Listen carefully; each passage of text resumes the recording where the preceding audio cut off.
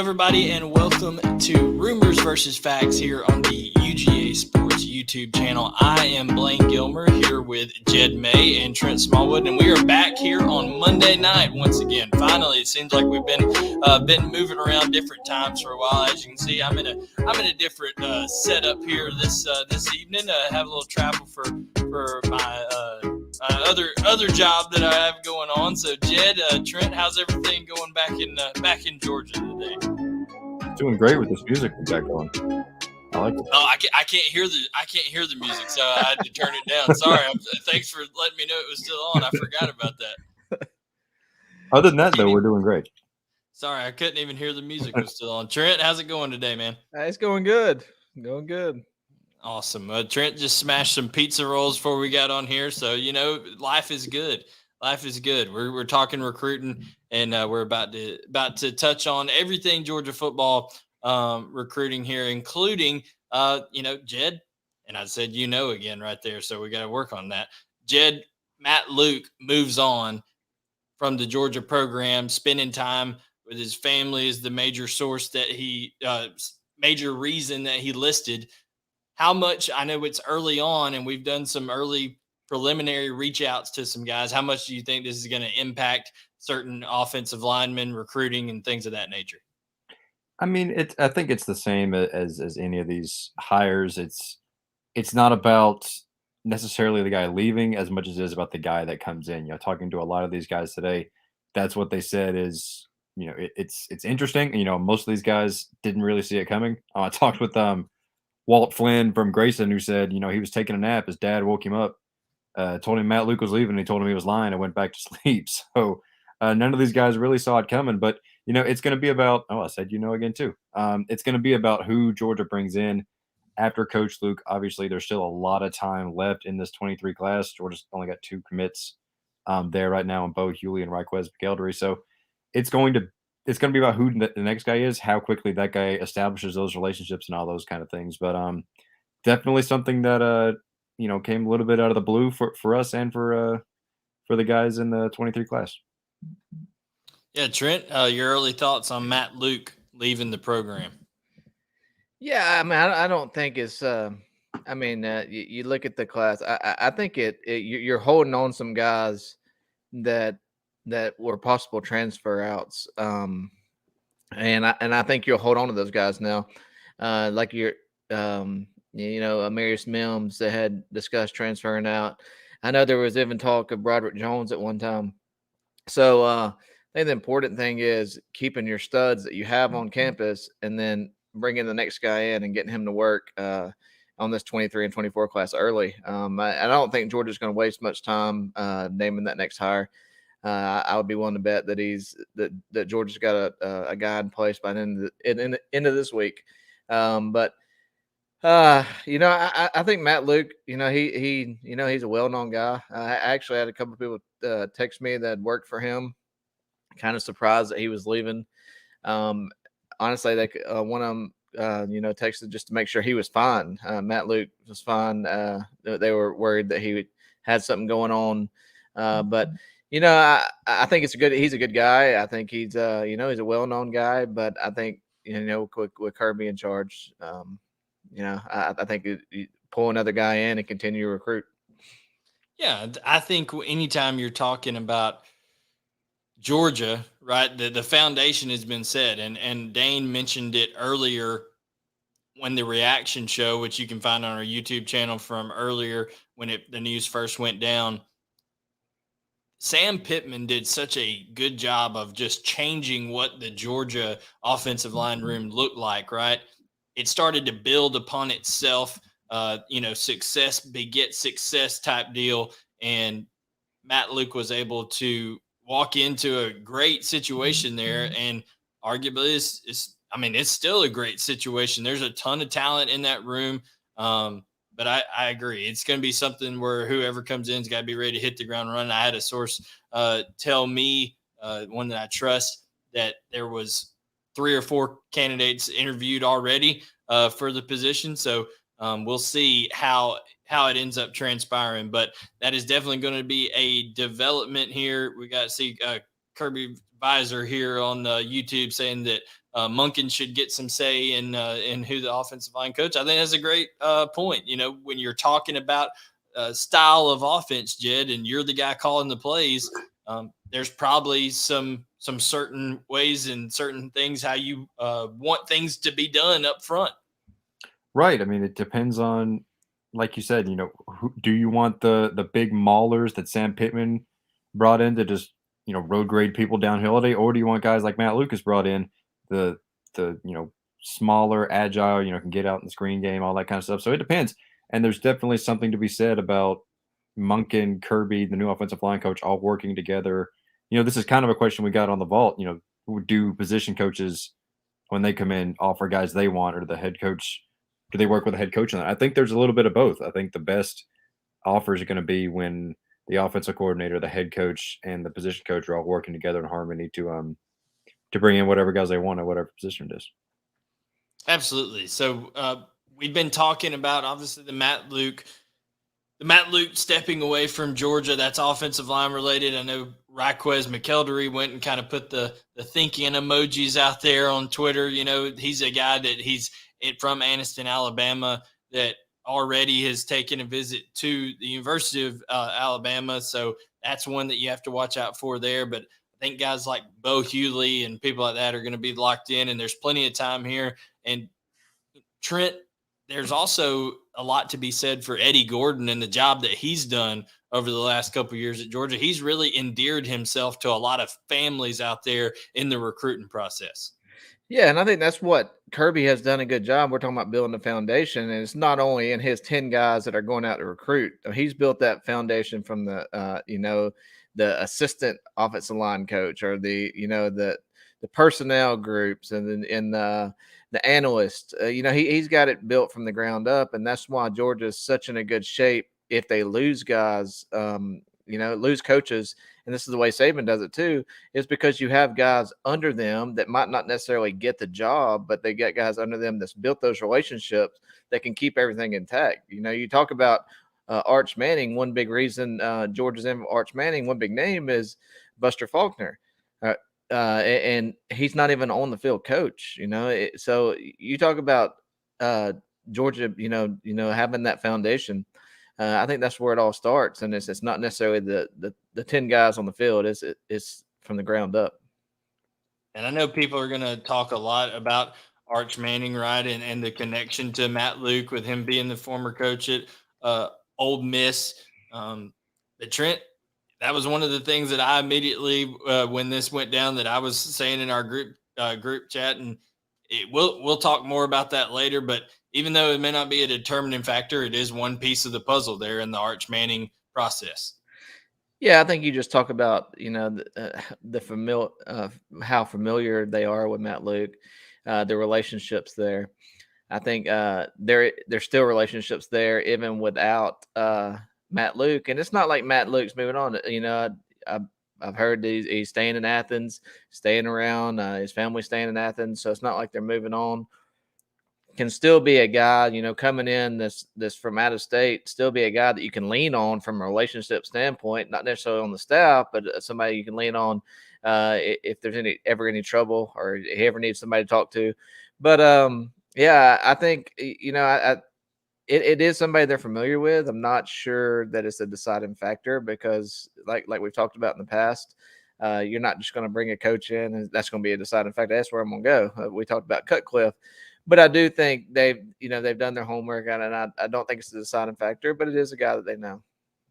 Yeah, I agree with you. It probably has the same amount of impact as the David Cutcliffe thing to Texas being not that much. I mean, I don't think it's going to be the determining thing one way or another.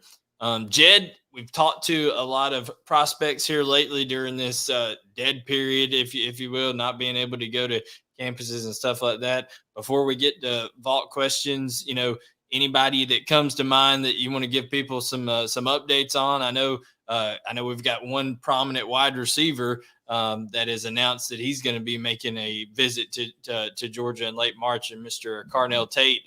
Anybody other than Tate that comes to mind you want to talk about here before we get to vault questions? Yeah, Carnell Tate is the guy. Yeah, I believe he's visiting March. It's late, 25th, like 25th, I think. 27th. Yeah, pretty late. So he's a guy. He's in particular is interesting because I was looking at him earlier in this month, and his top 8 or top 10 or whatever, Georgia's not in it. So you wonder how much Brian McClendon's hiring has, gotten his attention and put Georgia on his radar. Isaiah Nixon is another guy Georgia's just offered. An edge. A lot of those edge offers have been going out recently with Coach Uzo Deribe taking the job. So, um, it's been an We interesting month. It seems like there's been a lot of offers going out, and Yeah, we talked about a lot of yeah, those edge guys last week. yeah, It is a plethora of 6'4", 6'5" guys that have tremendous wingspans and yep, can run and get after the yep. quarterback. So I don't know if they're just making more of those type of guys these days in high school football, but Georgia's finding them and they're offering them, especially with Uzo Deribe now on staff as well. So definitely Carnell Tate coming in at the end of the month. I know I talked to Wes Weeks. We talked about him last week. He's going to be coming in for spring ball. There's Texas and Georgia are both out there offering and talking to guys that are in 2026 and 2027 classes. So recruiting never stops.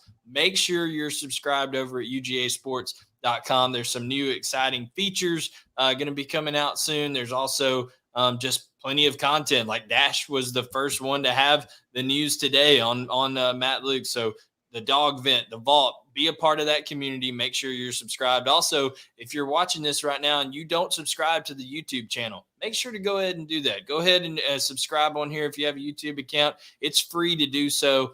Hit that thumbs up button. We really appreciate it. You following along here on Rumors versus Facts. Now, guys, let's go ahead and hit our vault questions because we have a good many of them today. And if you have not already submitted a question on the vault, you can make a comment here in the YouTube comments, and we'll get to those as time allows towards the end. First one is from our loyal question submitter, PA Dog 610. Jed, go ahead and tell us what PA Dog's asking first here. PA Dog from Eastern Pennsylvania, not Western, where I had my Permanente shirt on last week. Any list of potential 2023 or 24 recruits that may possibly attend G-Day in April? Yeah, well, I mentioned Wes Weeks. He's definitely looking at getting over there for spring ball, and then also an official visit in the summer. He's a guy from Oconee County High School, so he's going to be up there. I wouldn't be surprised to see Justice Haynes drop in with the proximity to Athens and his family history, of course. Jed, any other guys that come to mind with spring practice coming around? Yeah, I think we're looking into, we're still trying to cut that list down. But I think something that's interesting is, Blaine, you mentioned this earlier. A lot of guys try to come in and see some actual spring practice while it's going on. That's something that doesn't maybe quite happen as much in the fall, just because kids will end up coming out weekends, and then obviously there's a game on Saturday. So that'll be interesting to see. It obviously seems like G-Day is going to be the day where, kind of like the championship celebration about a month ago, that's going to be the day where Kirby Smart and company are going to try to get a lot of these big name prospects in here, especially, I think I mentioned this before, given that it's going to be a huge G-Day, kind of like that one in Kirby Smart's first year in 2016 where the stadium was about packed out. Trent, while we're on the subject of G-Day, with a bunch of eyeballs on it, and when you're the defending national champions, I'm sure ESPN is going to be covering it full force. I don't think Georgia will be thrown over to ESPN Plus like they have been in years past. I think they'll be on the main channel this year. So a lot of eyeballs around the country, a lot of eyeballs from recruits. In terms of the young guys that are coming out, we've talked about guys who could play early, but who do you think of the guys who will be there maybe that this spring and this G-Day could be big for in terms of the guys who may be in the last recruiting class or this one that just signed? Yeah, I'm looking at injuries that are going to take some starters out this spring, and you're looking at guys that are coming in, and you look at the tight end position, you look at Brock Bowers being out for the spring. You're going to be able to display. You're going to be able to put Darnell Washington out there more, give him more of a run. Oscar Delp, you kind of see what he's got. That's what I'm going to be looking at more closely at. Who's out? Who's going to be out this spring? Who that's going to give these younger guys a chance to come in and kind of make a name for themselves. Ringo. Don't Ringo have an injury? Didn't I hear that? Maybe Yeah, a not. little banged up, But maybe. there's several guys that are banged up that require some surgeries and that'll miss the spring, and it's going to be an opportunity for these young guys to come in and kind of put their foot in the mix and show they're ready to compete at this level. I look at inside linebacker. Georgia's losing their top 3 inside linebackers. Yes, we do know about Dumas Johnson, and we do know about these guys, but there's also a couple of newbies on campus, and we'll see what they do, because they're going to get plenty of action this spring, probably with the 1s and 2s, with everybody that Georgia's got out, and then what they lost. So there's going to be a lot of playing time available, especially this spring, and it'll be interesting to see who's ready to kind of take that position, because this is where Georgia kind of works it out. Who's ready? Who's ready for the big stage? And we talked about Georgia's going to be on the big stage with ESPN, and everybody's going to be watching. All the eyes that's going to be on this. Yeah, the director of recruiting, I think is his title, David Cooper, took a video at one of the spring scrimmages last year and tweeted it out of Dumas Johnson going and making a big interception. That one promptly got deleted because I think he probably got screamed at pretty heavily by Kirby, like, we don't put out videos, like all this kind of stuff. So that one got taken down pretty quickly. But you got to see the athleticism through that of Dumas Johnson. I think you'll see guys like you mentioned, Oscar Delp, who's extremely athletic, and then Jalen Walker, of course, is one of those young linebackers who has tremendous leadership skills. One thing that you need to watch out for is Bear Alexander is out with that shoulder injury. He's not going to be able. So does that provide Sean Washington with some opportunity to show what he has in a interior defensive line, who, when you're talking about playing an inter squad scrimmage, there's opportunities to play and show what you do. And that's a guy that's 305, 310 pounds and moves very well. So it'll be interesting to see how those guys do. All right, Jed, we got our next one from Colony City Dog. Yeah, it says UGA has offered most of the top offensive tackles in the 2023 class. Do you think we lead for any of them other than Bo Hewley? Who do you think we have the best shot at getting? I think it also depends on, they may be listed as a tackle in one place, but Georgia's talking Right. to him about playing different. I talked to Zachariah Owens from Eagles Landing Christian Academy, and I'll have a story coming out on him on Wednesday. But he is a tackle right now. Matt Luke and Eddie Gordon were talking to him about bumping in and playing offensive guard. So I think it's on a case-by-case basis. But, yeah, Georgia, it's no doubt, Trent, that they are going to be looking to reload on the offensive line in the 2023 class. Yeah, and you took a class this time that was, I guess, Ernest is going to Green is going to play both guard and tackle, have the opportunity to play some tackle. But you took a class that I guess outside of Green or you had a couple of upside guys, not necessarily high ranked guys, but they were more of upside guys. And I think you'll see, this is the opportunity. After this year, you could possibility of losing. You're going to lose Warren Erickson to graduation. You're going to lose. There's a lot of juniors that are going to be draft eligible, and this is a Marius Mims, a sophomore, but he could be going into his last year. You're gonna have the opportunity to rebuild that, restock that offensive line, because that class that was so highly touted a few years ago, they're all rising up. They're all sophomore, juniors, and a lot of them are going to leave early for the NFL. So you're going to see you're going to see this class. This class is important towards the offensive line and rebuilding that depth that Georgia has right now, because that's what Sam Pittman did a great job of during his time in Athens, is just reloading. Just restocking that depth. You got Clay Webb that you never even hear of. That's a 5-star, and but these guys are becoming upperclassmen now, going to have the opportunity to leave. So now it's time to restock that room, and I think that's why this this offensive line coach, this new one's going to have to hit the ground running because this class is important towards that offensive line. Restocking that group. Jed, you'll have to tell me so I don't butcher this young man's last name. Samson Okunlola. Okunlola. That's how I Okunlola. say it. Okunlola. I know that Georgia's heavily involved with him. This guy that can play offensive tackle. Another last name that I don't know. I'm just going to say Francis Maagua, I believe is his Niagara? last. Yeah. Sure. Maagua from IMG. I wish these guys like Smith and Jones, those kind of names, I'm great with. Like they're Caden Proctor. He's another offensive lineman that put Georgia in his top 7. That wasn't really expecting.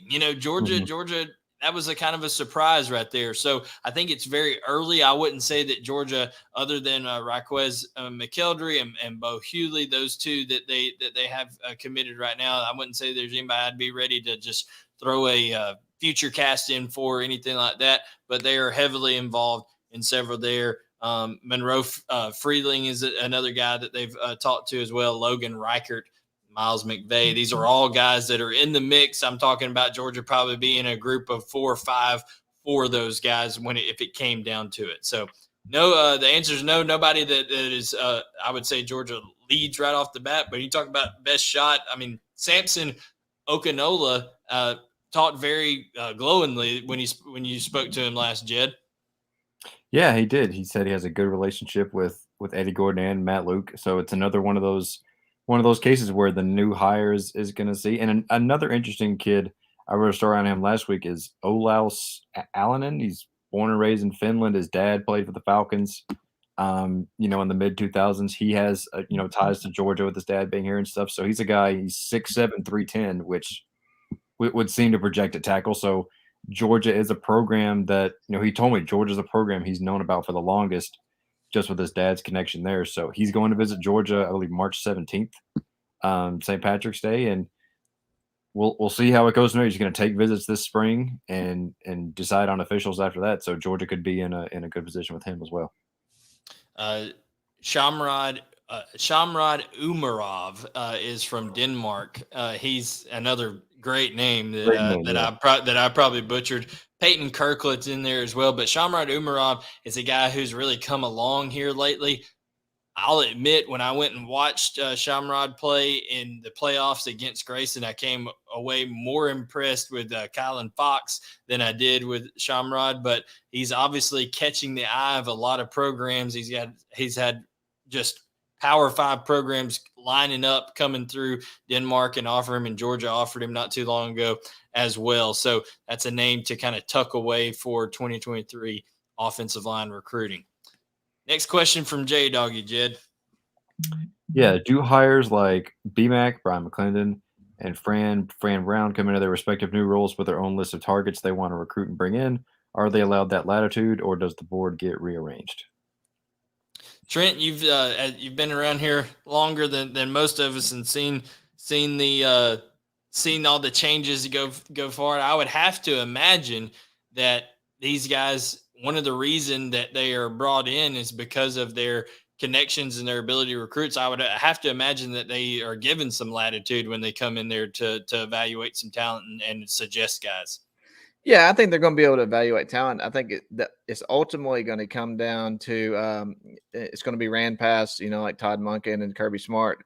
Then it's going to be ran past, Muschamp and Schumann and Kirby on the defensive side. But they're going to have their opportunity to go out and evaluate guys and pull guys in that they think, can really come into this class and fit well. I think Kirby's going to let them go out and do that. But at the same time, they're going to make as a defensive staff, when it comes time to, nail down this, target board, they'll all sit down together and then they'll evaluate it all together. But they'll definitely be able to. I think Fran, more than anybody, with his ties up in, the Northwest, he's seen guys up there that Kirby and the company probably haven't had the chance to evaluate. So he's probably more familiar with that area. And BMAC is a well-established guy on the recruiting trail. So I'm sure he is going to have some freedom to go out and evaluate his guys But at the end of the day, they'd all be sit down and discuss between each side of the ball, the staff.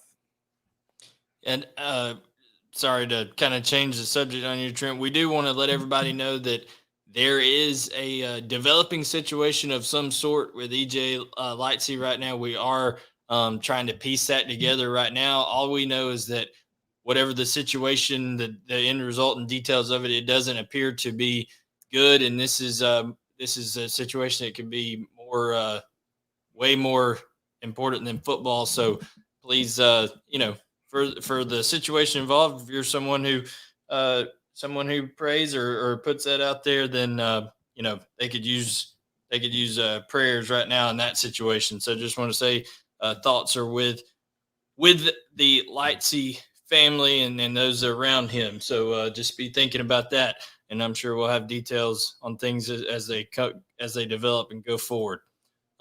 What's up, dog? Says, what are your way too early future casts for Arch Manning, Brandon Ennis, Carnell Tate, Justice Haynes, and Nichols Harbor? I'll start with the one at the end. Nichols Harbor is someone, guys, that I think Georgia really, really likes, but based off the interview he did with our colleague Adam Friedman, it seems like Georgia's got a lot of ground to make up there, Trent.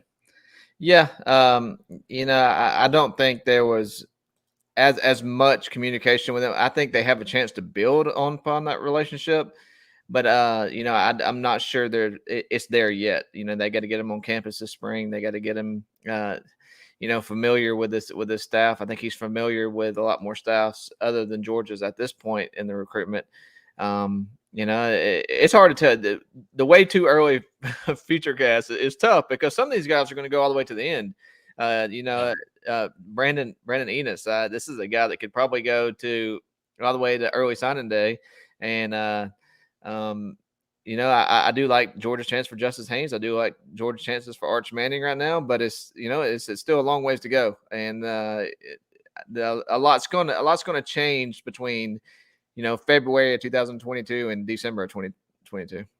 Well, that's going to change when Nico Imaliva comes off the board, here in a month or two in the quarterback race of 2023, right? Because arguably, I mean, when you look at the rankings and look at all that kind of stuff, obviously Arch Manning's ranked the number one player in the country, but when you're up there in that upper echelon of the top 20 players in the country, it's so razor thin margin when it gets to those guys. That's a big domino to fall. So that, like Trent said, there's a lot to go on there. The only one that I would, if I had to say a early future cast right now, I would say Georgia lean for Arch Manning. I think Justice Haynes, Georgia's the team to beat with Ohio State and Clemson both charging hard. And then, of course, Brandon Ennis, Jed, that's another guy that going back to kind of that last question, Georgia had slipped a little bit until Ryan McClendon comes on board, and all of a sudden it kind of that situation looks a little bit more appealing for Brandon Ennis as he sees BMAC come to Athens.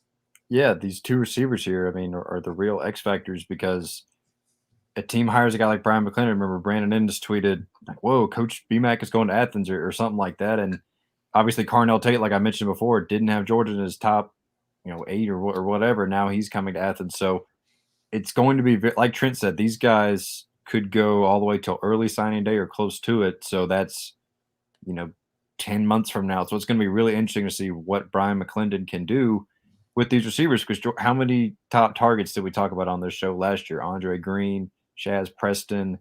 Gosh, there's more than that. I can't even. There's so many other. I'm missing off my head right now, but point is Georgia missed on most of those guys that they're really trying to land. Luther Burden.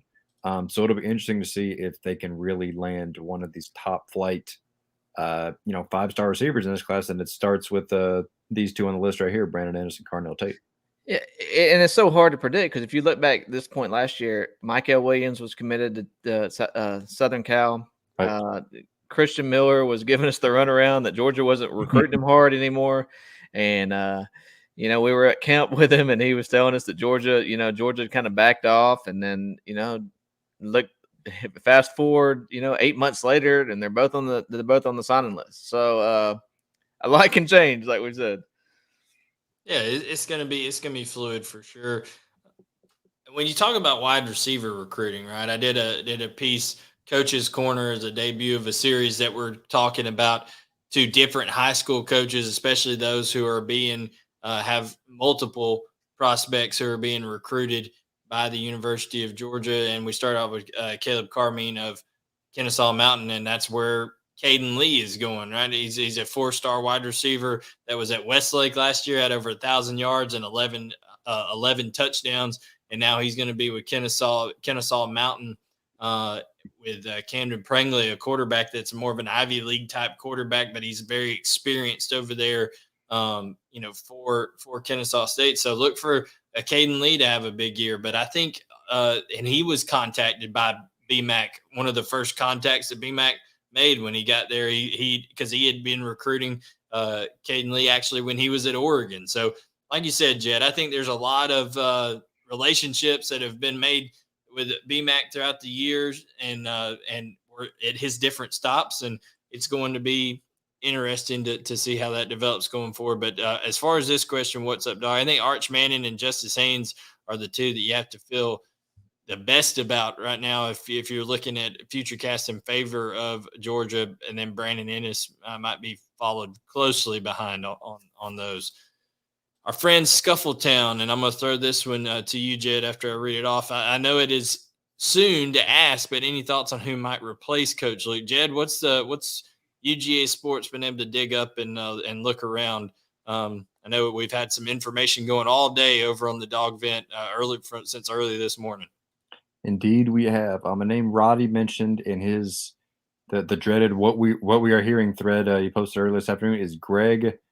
That was another. I'm going to Studrawa, whatever. Someone correct me, please. He has been at Greg Ohio State. S. Do what? Yeah, yes, Greg yeah. S. Greg S. Coach S. Had been at Ohio State for 6 years. Left after this past year. Obviously Ohio State is a program on the national powerhouse level with Georgia. They've That had runs the football. exactly, had success running the football in recent years. So that's not that he's eminently high or anything like that. That is a name Roddy mentioned on the board earlier. So like Trent said, this is going to be something that moves really quick, especially with spring practice starting in I think 3 weeks from tomorrow. I think so, or 4 weeks from tomorrow. I don't know. Anyway, it's going to be something that moves pretty quick either way. And I think, I think when he put out his statement, Matt Luke earlier today, he said, he made the decision today, but I think this has been an ongoing situation for at least a few days, where Georgia's known that this is going to happen and have been on the look already. So I don't think this caught anybody by surprise today. Just a sudden thing. So I think Georgia's already been looking, and Todd Monken has a lot of ties around the country, and I think he'll have some input here too.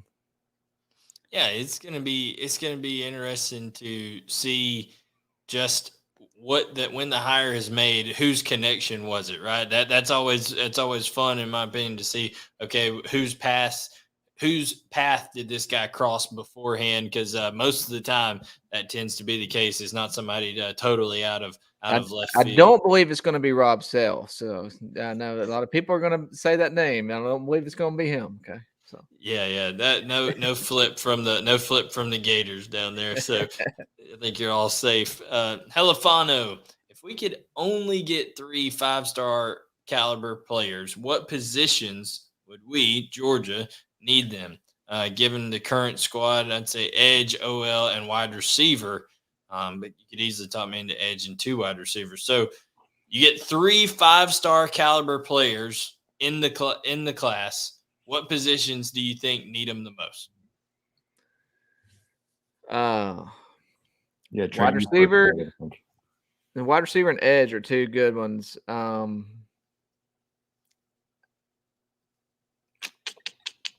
I think safety.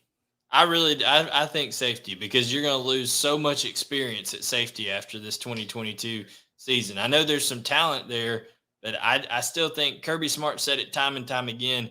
They are under their quota, right? They're under their quota for both receivers and defensive backs. So I think if you could add somebody, I think Jonell Aguero should be a bona fide 5-star, no question. So adding someone like him that I think Georgia's in very good shape for them in Alabama, that could be a big one. So I think safety is a position, obviously wide receiver. Any other position y'all think? I mean, I would say interior defensive line, if you're looking at that, because Georgia's landing some good guys, but I think Christian Miller is not the interior guy that Bear's definitely the interior guy, but I would love to see one of those, an interior guy join up. Definitely edge. I think edge is an important position in this class, similar to what we talked about with wide receiver. Wide receiver is an important position in this class, but yeah. Safety, edge, wide receiver, defensive line, And you could go with when you're in Sunday school, the answer is always Jesus in Sunday school. And in recruiting, you could always say quarterback, right? You could always say, "Oh, give me a quarterback, a 5-star quarterback." So when you got that kind of stuff going on, I mean, a 5-star caliber quarterback, I think could be important because I don't know what the quarterback room is going to look like after this year. After another year. I mean, Stetson Bennett. There's no indication that Stetson Bennett is going to come back and not be the guy, right? Like that would be mind-boggling. I know it's Georgia quarterbacks and mind-boggling stuff happens every year, but when you comes down to it, I don't know what that room is going to look like after this 2022 season. So I think it's important to get a guy that you feel really, really good about in this 2023 class. Is this Stetson's last year of eligibility? It's got to be. It's gotta be. Like you said the other day, and he's never going to run up eligibility. He had to keep his eligibility until the next mailman came to town. So there's another one coming. His brother could be coming on board soon. So the Bennett legacy continues in Athens for sure. But those are the positions we feel strongly about. And then the last question by DABA 2269 is how much does losing Matt Luke affect Georgia's chances with Arch Manning? And we touched on that earlier on. Obviously it's great to have any kind of connection that you can, Jed, but it's more about who he's going to be playing with, right? What's the talent level around him, and what's the culture of the program? I think Georgia sits in a good spot in both of those areas. Yeah, and even from a relationship standpoint, it's when you've got a quarterback of that caliber, it's the head coach and the offensive coordinator, and even a guy like Buster Faulkner, who has had those positions and is a senior offensive analyst. Matt Luke obviously doesn't hurt because he's got connections to the Manning family, but he's not the reason. It's also on posted on the board earlier. He's not the reason Arch Manning would or would not have come to Georgia. It certainly helps. His departure isn't it doesn't mean nothing, but it's definitely not make or break for Georgia and Arch Manning's recruitment by any stretch. Yeah, and I think another thing to look at is stability, program stability. And you look at the two teams that have been there since the beginning, is Georgia and Alabama, and they might not have necessarily assistant coach stability because you're going to see guys move on. But when you look at Texas, how much stability is in that program? When you look at Ole Miss, how much stability is in that program? And I know Lane Kiffin's there and can probably be there as long as he wants to, but when's he taking his next move? So I think that's part of their homework. You're looking at program stability from the top to the bottom, and I think that's the reason why Georgia and Alabama are kind of standing out right now.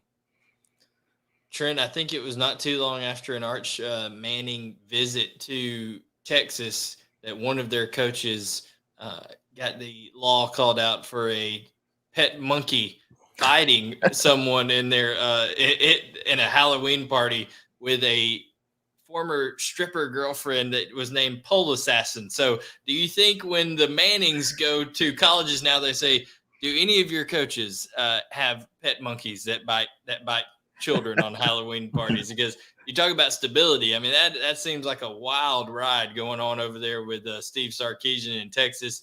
And then, you got Lane Kiffin going over there printing off sweatshirts and T-shirts that say transfer to the SIP. So I just don't see the Manning attitude meshing with those two schools. I think it's more what you said of a Georgia Alabama look right now.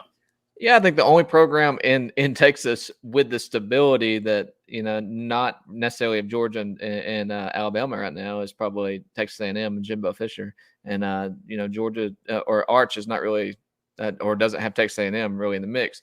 So I think the man, like I said, we've been talking about Manning family. I feel like every show, and they do their homework. And when you do your homework, you look at things, and it's not, like we said, it's not necessarily about bringing coaches in. How long are they going to be there? So you look more at program stability as a whole, and I think Georgia and Alabama, Kirby ain't going nowhere. Saban apparently ain't going nowhere for a while. So you look at those two teams, and hey, we don't know what assistant coaches are going to be there for 3 years, but we know that head coach is going to be there, and I think that's important when doing your homework. If y'all had to take Vegas odds on how long Saban's going to continue to coach, I mean, would you over under if the over under was 5 more years? Would you take the over or the under on Saban? Well, right now I don't know, because if he don't keep his mouth shut in the media, because he's been getting a little wild with the mouth. I don't know, but I would probably say over, because I don't think he's anywhere mentally close to stopping. And I do think at some point can Kirby overtake him for good? I know Kirby beat him in the national championship, but if you saw Kirby run off a couple of national championships in a row and defeat Saban, maybe in the SEC championship to knock him out, or in the playoffs, I think that might take a toll. We could be looking at things a little differently. But I think mentally he's ready to go, for the next 5-6 years.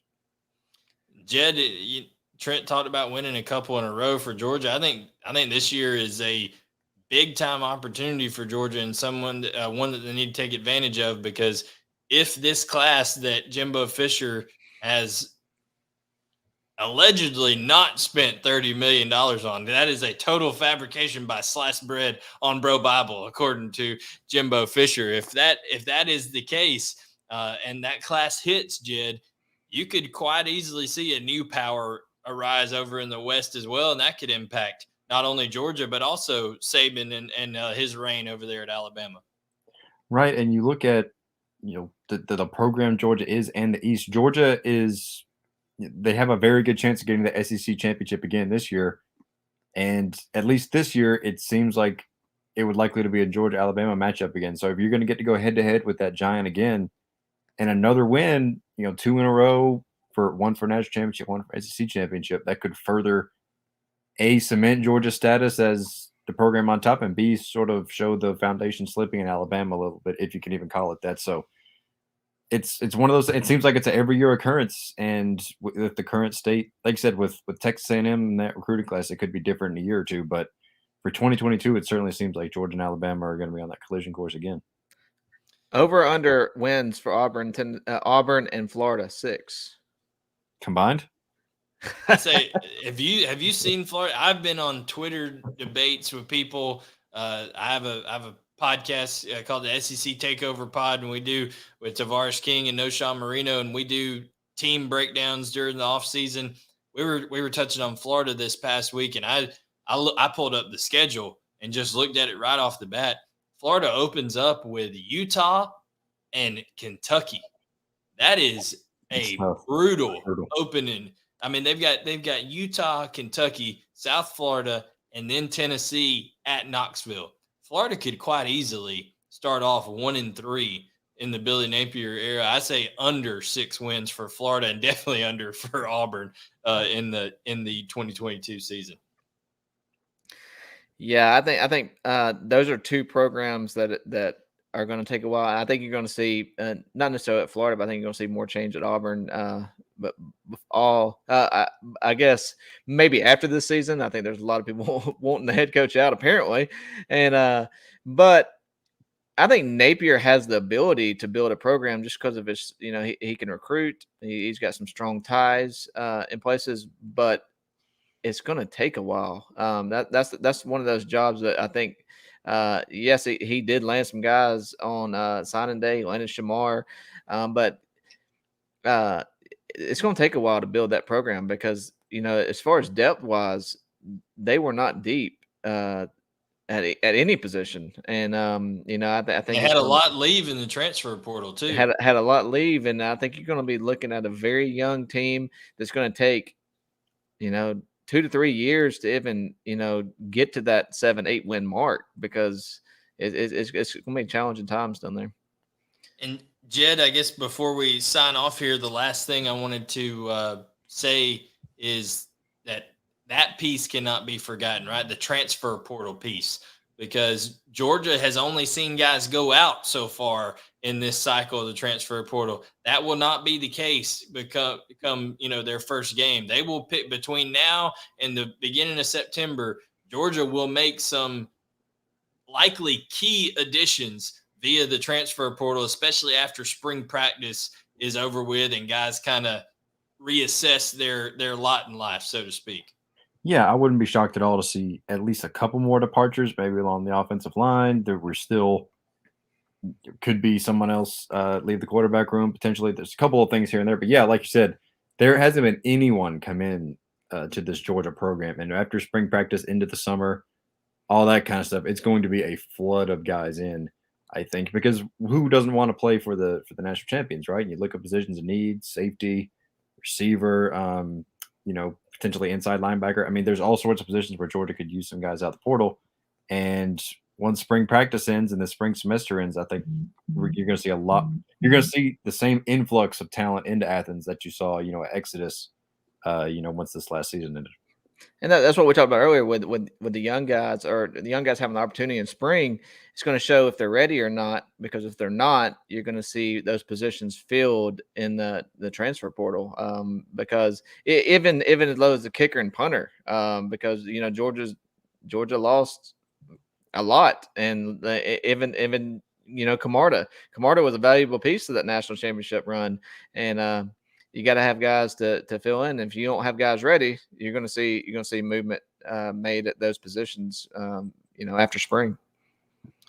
I'm not afraid to admit when you talk about punters that I have not analyzed Brett Thorson's film. I do not waste time breaking down film. So is he, I know he's from Australia. Is he an Australian rules like rugby style punter, or is he just going to stand in there and boom this thing? Like, has anybody seen him kick?